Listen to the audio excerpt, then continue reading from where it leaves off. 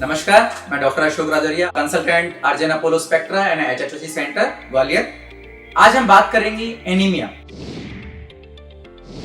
Anaemia क्या होता है और एनीमिया हमें कब पता चलेगा कि मुझे एनीमिया है? तो जब भी हीमोग्लोबिन का कम होना एनीमिया होता है।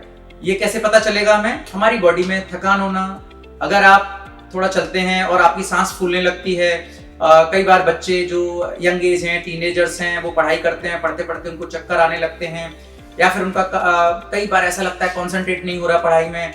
ये सारी चीजें कई बार होती हैं, तो हमें लगता है कुछ ना कुछ तो दिक्कत है जो हमें करना चाहिए। तो हमें ये सब चीजें जब लक्षण आने लगते हैं तो हमें एक सीबीसी की जांच करनी चाहिए, जिससे हमें पता चल जाता है कि हीमोग्लोबिन कम है। टू थिंग्स आर देयर कि हीमोग्लोबिन अगर कम है तो क्यों कम है।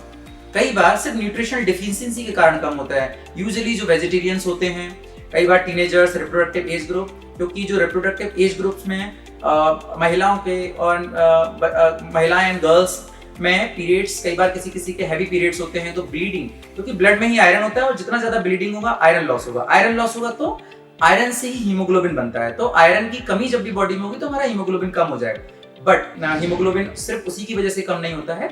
कई बार हमारी अंदर जेनेटिक डिसऑर्डर्स होते हैं जो family to family carry on करते हैं, like thalassaemia, sickle cell anaemia.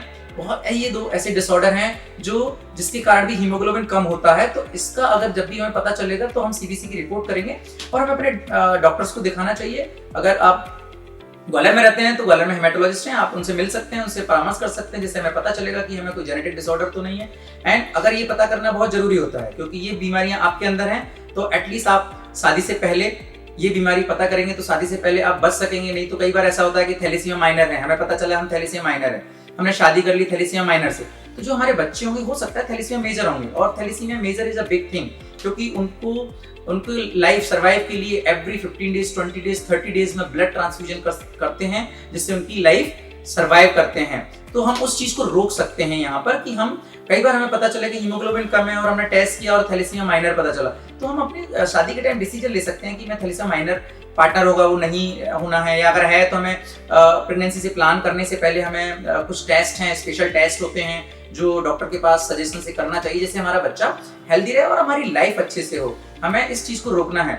मैं स्पेशली महिलाओं और college girls, teenagers, reproductive age girls को बोलना चाहूंगा कि हमें रूटीनली पे सीबीसी 6 मंथ 1 ईयर पे करते रहना चाहिए, और सिम्टोमेटिक लगता है तो हमें करना चाहिए, because of haemoglobin is less than 13। कई बार लगता है लोगों को कि मेरा तो 8, 9, 10 सब नॉर्मल रहता है। ऐसा नहीं है, नॉर्मल नहीं रहता, क्योंकि इससे आपकी लाइफ पे असर पड़ता है। आपका पढ़ने में मन नहीं लगेगा, आप थकने लगोगे, आपका कई बार हेडेक होने लगता है। तो ये सब इन सब चीजों से बचने के लिए हमें ये टेस्ट करना चाहिए। और अगर है आयरन डिफिशियंसी, विटामिन B12 की कमी, तो हम सप्लीमेंट देते हैं तो ठीक हो जाते हैं पेशेंट्स काफी।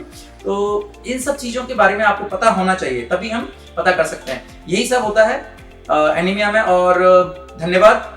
नेक्स्ट अगली बार जब हम बात करेंगे तो दूसरी किसी हेमेटोलॉजिकल डिसऑर्डर के बारे में बात करेंगे, जिससे आपको, आपके परिवार को, आपके जानने वालों को पता हो कि हमें क्या क्या लक्षण हैं जिससे हमें हेमेटोलॉजिस्ट के पास जाना चाहिए। Thank you.